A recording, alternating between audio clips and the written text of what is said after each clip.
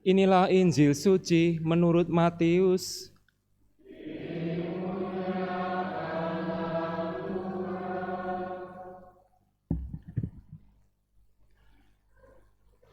Sekali peristiwa, Yesus berkata kepada murid-muridnya, "Apabila saudaramu berbuat dosa, tegurlah dia di bawah 4 mata. Jika ia mendengarkan nasihatmu, engkau telah mendapatnya kembali.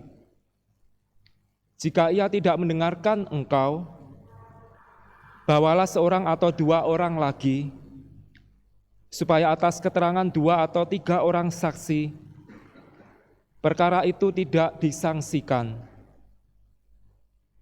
Jika ia tidak mau mendengarkan mereka, sampaikanlah soalnya kepada jemaat. Jika ia tidak mau juga mendengarkan jemaat, pandanglah dia sebagai seorang yang tidak mengenal Allah atau seorang pemungut cukai. Sesungguhnya aku berkata kepadamu, apa yang kamu ikat di dunia ini akan terikat di surga, dan apa yang kamu lepaskan di dunia ini akan terlepas di surga. Lagi pula aku berkata kepadamu, jika 2 orang dari antara kamu di dunia ini sepakat meminta apapun juga, permintaan mereka itu akan dikabulkan oleh Bapa-Ku yang di surga. Sebab di mana 2 atau 3 orang berkumpul dalam nama-Ku, Aku ada di tengah-tengah mereka." Demikianlah sabda Tuhan.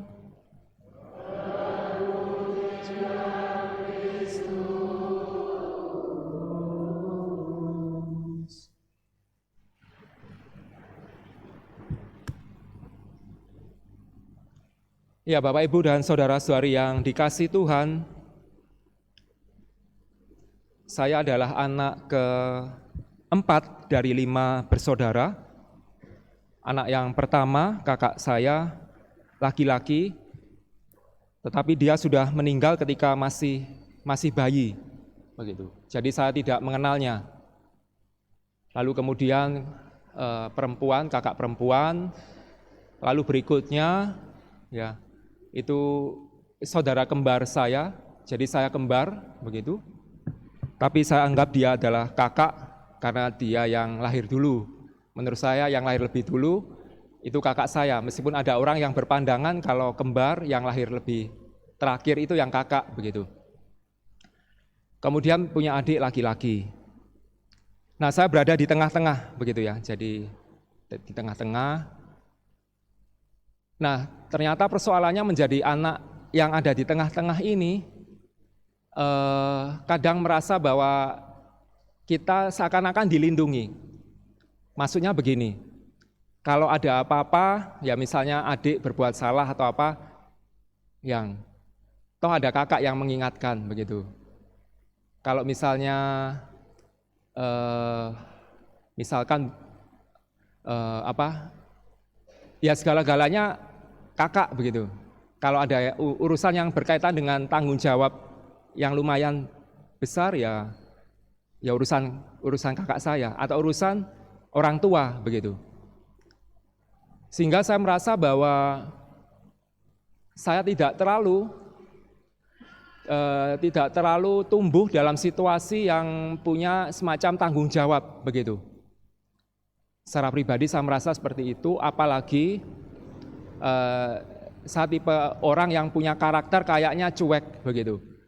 Jadi kalau ada apa begitu itu urusanmu, ya termasuk sama saudara ya itu urusanmu. Kamu kalau ada apa-apa ya itu urusanmu, begitu.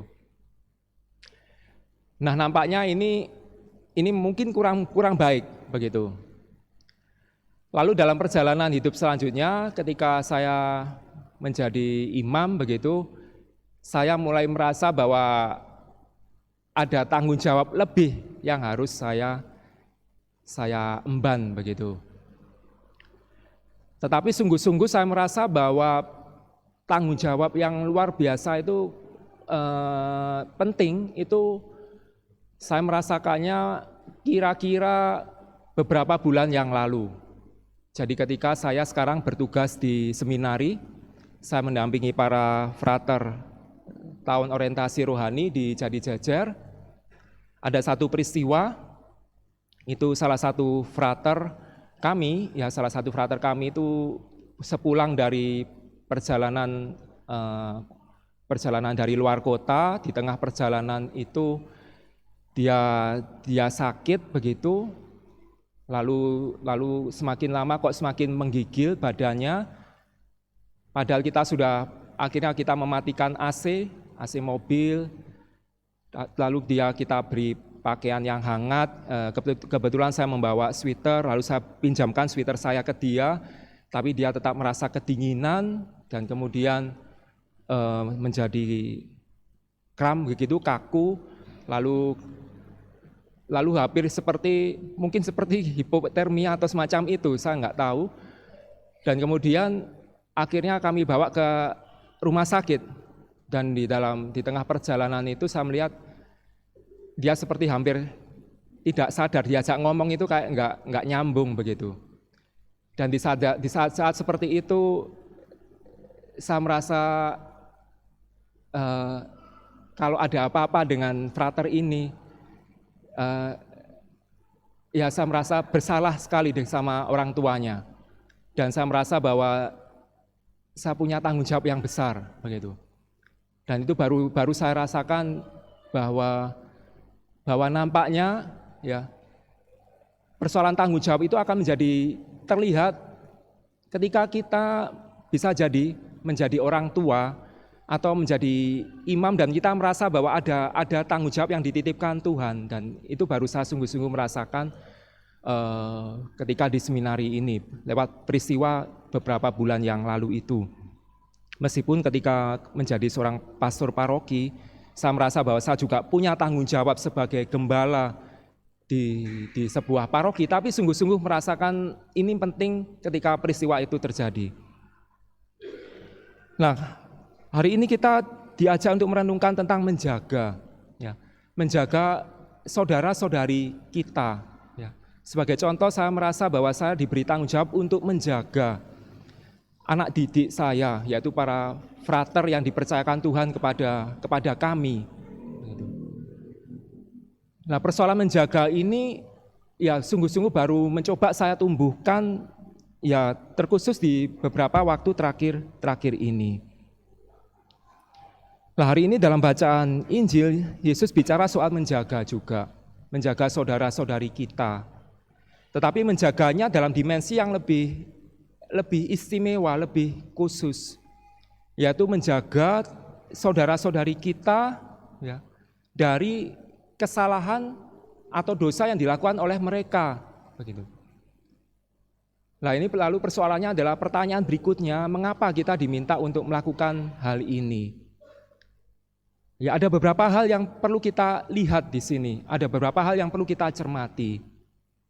Hal yang pertama adalah kita disadarkan bahwa kita berada dalam sebuah komunitas atau dalam sebuah kelompok ya, yang sebetulnya kita semua adalah orang-orang berdosa. Seringkali ya kita merasa misalkan kita masuk ke gereja sebagai jemaat gereja, bayangan kita adalah romonya adalah orang yang baik, umatnya adalah umat yang saling mendukung satu sama lain, dan kita merasa sebagai murid-murid Kristus, anak-anak Allah, ya satu sama lain akan baik adanya. Tetapi kita tahu dalam realita hidup sehari-hari, dalam realita yang kita hadapi tidak seperti itu. Kadang mungkin perkataan romonya itu menyakitkan hati. Kadang mungkin ya umat yang lain itu ngerasani kita. Ya, dan kadang kita merasa bahwa kita akhirnya menjadi kecewa. Kita ini berada di sebuah kelompok agama yang mengajarkan kasih, mengajarkan nilai-nilai yang baik, tapi kok seperti ini begitu. Dan hari ini Yesus mengingatkan kita bahwa itu adalah sesuatu yang akan terjadi, sesuatu yang lumrah. Ya. Yesus mengatakan apabila saudaramu berbuat dosa, dia menyadari akan hal ini. Tuhan menyadari bahwa umatnya, anak-anaknya, murid-muridnya adalah orang-orang berdosa. Kita semua berdosa. Ya rohaniwan-rohaniwatinya, ya saudara-saudari kita sebagai awam, ya semuanya adalah orang-orang berdosa. Ini menjadi satu hal yang perlu kita sadari. Ya, jangan sampai kita lupakan hal ini dan kemudian timbul kekecewaan, ya kemudian akhirnya keluar dari gereja, ya, mengundurkan diri, ya wis enggak pakai lagi namanya gereja-gereja, enggak ada lagi istilahnya doa lingkungan atau apa, ya enggak, karena ternyata memang realitanya adalah kita akan berjumpa dengan orang-orang yang sama-sama berdosa dan kita pun adalah orang berdosa. Begitu. Itu yang pertama yang perlu kita cermati. Tidak ada sesuatu yang ideal di dunia ini, termasuk di dalam gereja. Di dalam gereja pun kita akan menjumpai orang-orang yang berbuat dosa. Tetapi kemudian adalah kalau kita menjumpai seperti itu, apa yang harus kita lakukan? Ya, apa yang harus kita lakukan? Nah, kemudian Yesus dalam penuturan selanjutnya dia mengemukakan beberapa hal yang membantu kita ya untuk melihat bagaimana kalau kita menjumpai orang-orang yang berbuat salah.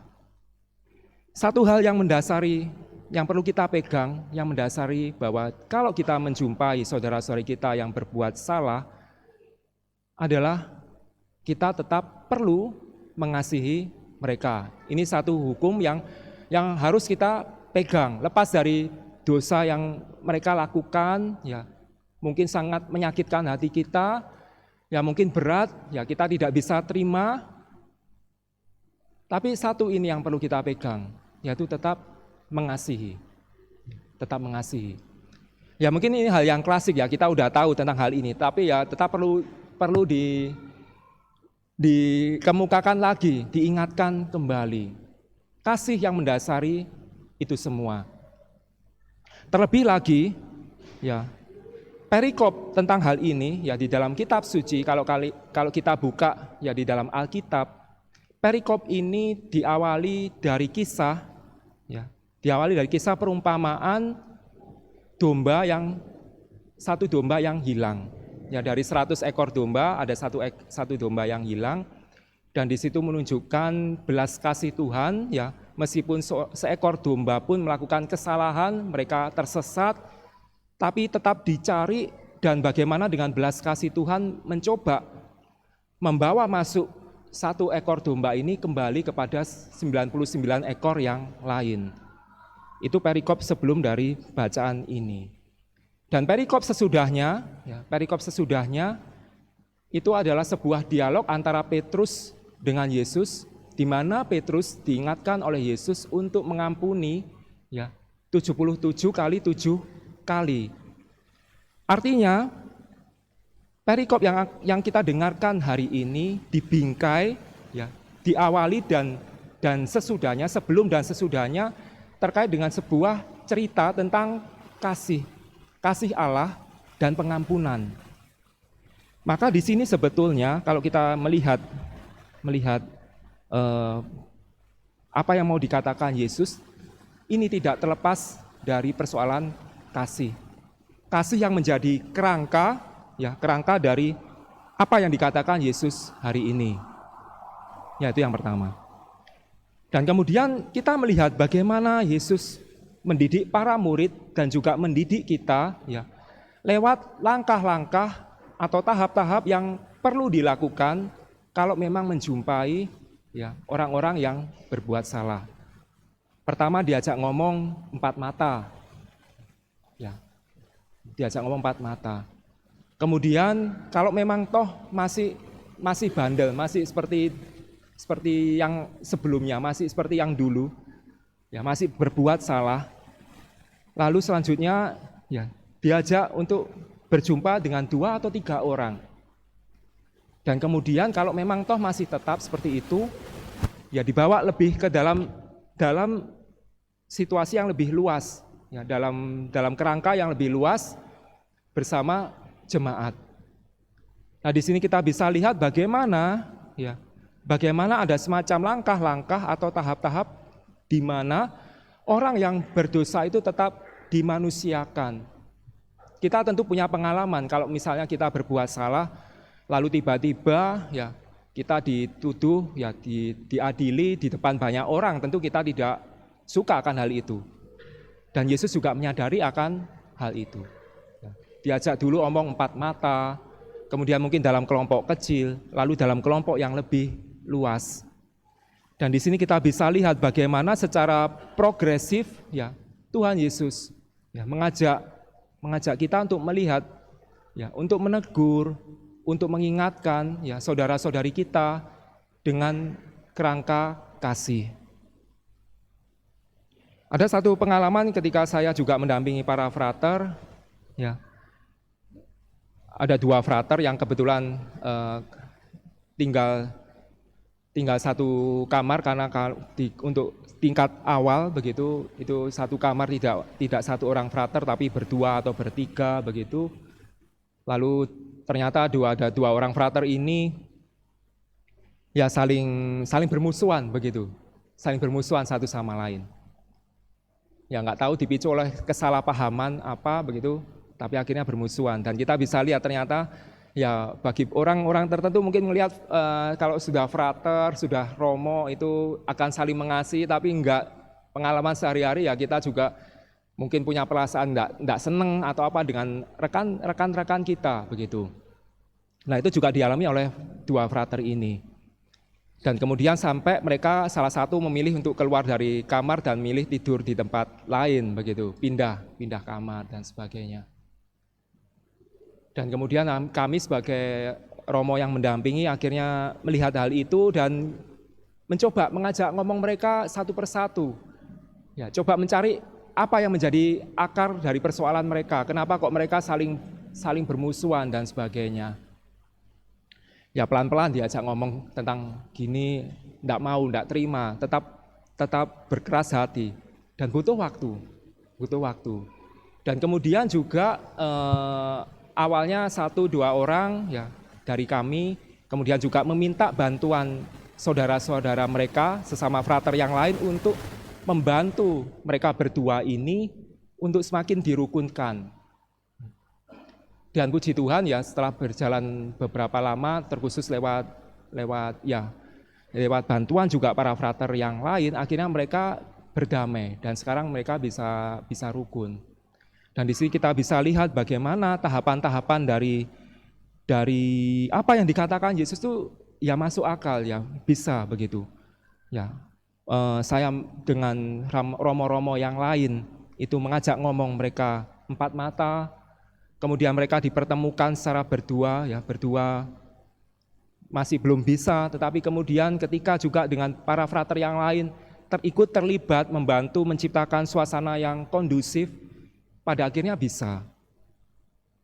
Ya lewat bacaan Injil hari ini dan kemudian juga dalam bacaan pertama kita kembali diingatkan bahwa menegur dalam konteks menegur dengan kasih, mengingatkan saudara-saudari kita yang berbuat salah, ya, itu sungguh penting karena merupakan bagian dari kasih itu sendiri.